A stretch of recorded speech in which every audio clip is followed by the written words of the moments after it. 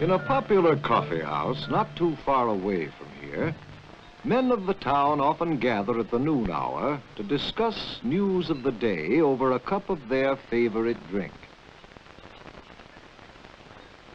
That elderly gentleman is our sheikh, who often retells the stories of Nasr-ed-din Hodja and reminds us that the problems of today are by no means new ones.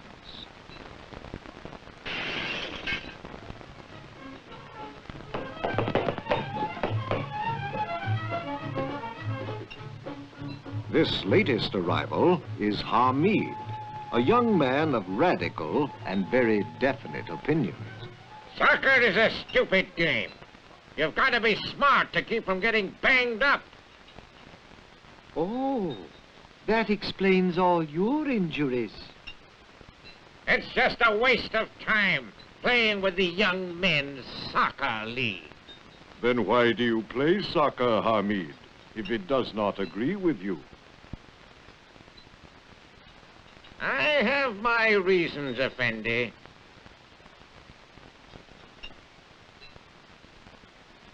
But you are older than the boys in the soccer league, Hamid. Why spend so much time with them?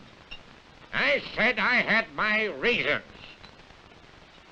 Waiter! Coffee! Now, why on earth would a confirmed radical like Hamid spend so much time playing ball? It just doesn't make sense. No, no sense at all, if his interest were in the game.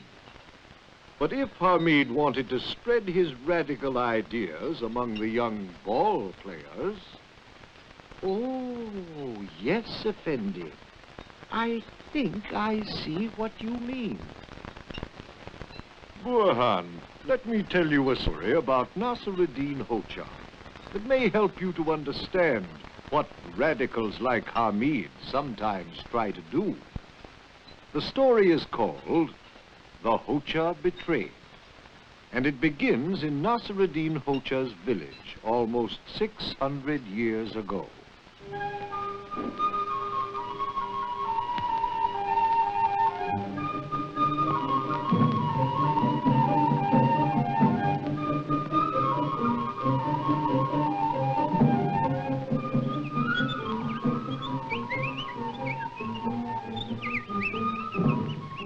In the days when the conquering Emperor Tamerlane came to rule, there was fear in all the villages.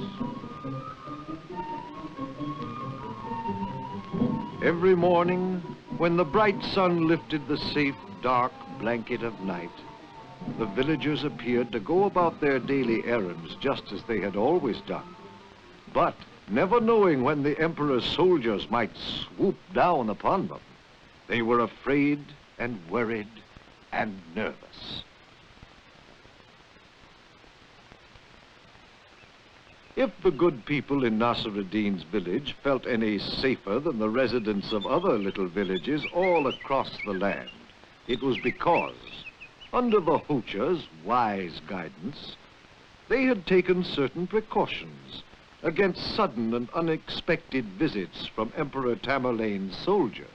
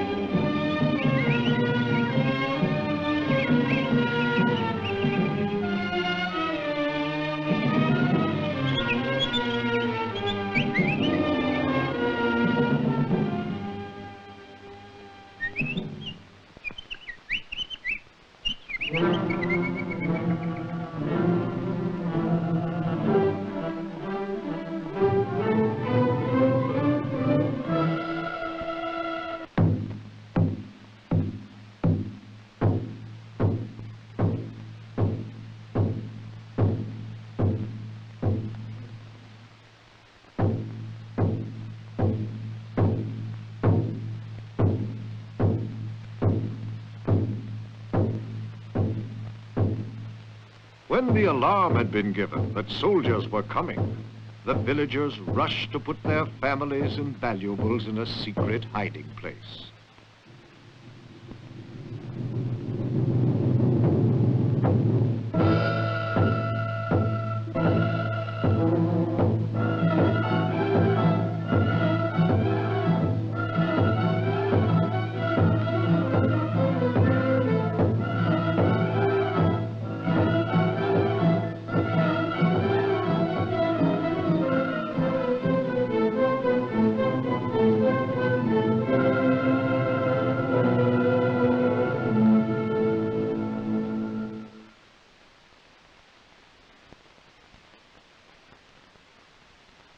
It was at this moment of danger that the Hodja noticed a hooded dervish, a stranger in the village. But no one else shared Nasr-ed-din's suspicions.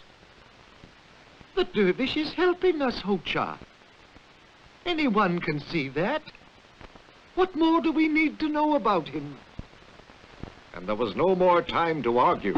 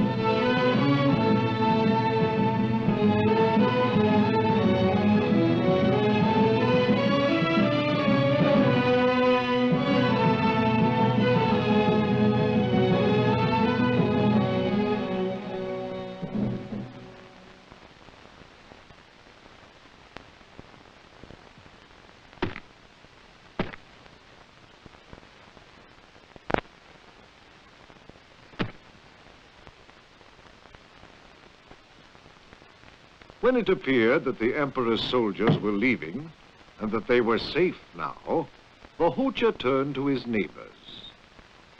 Allah has been kind to us. Let us say a prayer of thanks.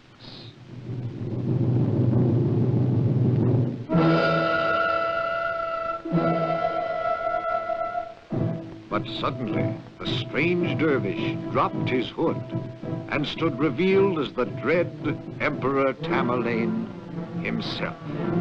And the Hodja spoke again.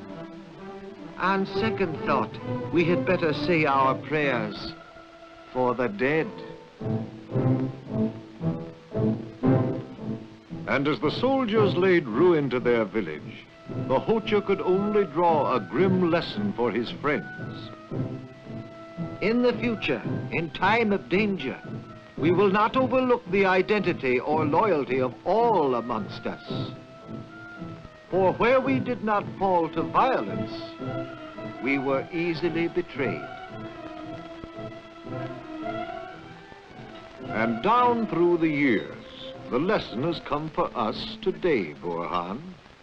We must beware of those who disguise themselves and labor at strange tasks in order to further their own ends. For while our young men might not listen to the radical ideas of outsiders, their loyalties to our country can be confused by men who appear to be just like any one of them. Let us hope in these troubled days, none of us will be betrayed, as was Nasr-ed-din Hodja.